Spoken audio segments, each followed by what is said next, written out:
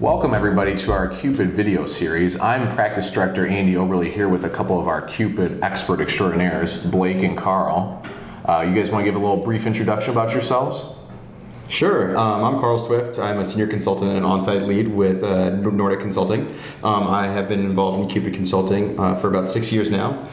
Previously consulting under the Cardiant application, previous name to Cupid, but excited to be here today. Excellent. Absolutely. I'm Blake Dilworth. I've been a senior consultant with Nordic for about 6 months.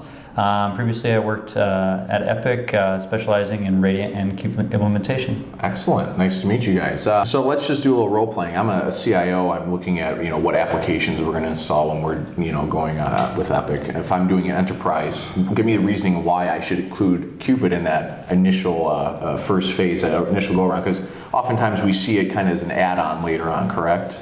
Correct. Yeah, and I would say that it's one of the biggest pitfalls in a Cupid implementation going with an enterprise customer is that they add it to scope later on because it was thought that it would be more practical for the cardiology areas to maintain their third-party systems or whatever the decision may be. And that's really one of the situations where a client can get stuck behind the 8 ball in the cardiology areas. It's one of the most complex areas in the hospital, one of the highest revenue areas in the invasive, on the invasive side. And getting caught a year behind, 6 months behind, whatever the case may be, behind the times of the rest of your development, as well as being out of the scope conversations for clinical documentation tools, because Epic really shares a lot of things like ClinDoc, flowsheet rows, order sets, and other areas as well, that if the cardiology voices are not being heard in those conversations early on, they're going to be dissatisfied with the product in the end.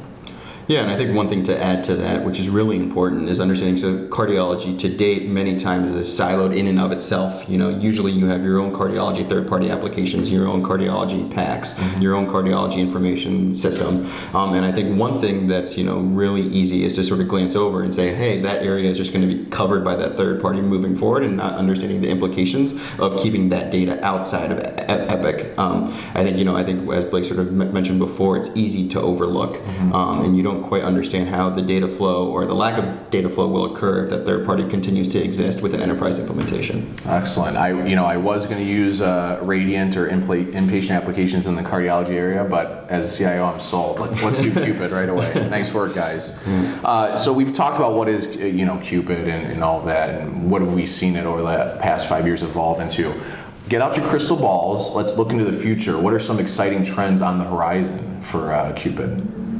Yeah, I think one big thing that Cupid, I think people are starting to look at is sort of getting the most out of the product itself, not going forward and pursuing the Cupid Lite, seeing how much and how far can we take Cupid in the cardiology areas and what can it truly cover, and really sort of getting the return on investment from the product itself, sort of looking, hey, can we replace our structured reporting module? Can we replace, certain information, third-party applications? What pieces of the procedural can we do in Cupid and not in our previous third-party application? I think that's sort of the direction most clients have gone, or at least what we've seen over the last year or two, and sort of seeing the transition from just using Cupid in the non-invasive procedural areas and as a scheduling component for the invasive areas. I think it's just starting to really get the full breadth and in depth of the product itself in placed in cardiology areas. Cool. Absolutely, and as the customer base grows, those disparate needs and desires about what they envision the Cupid application to be will continue to push Epic and the industry to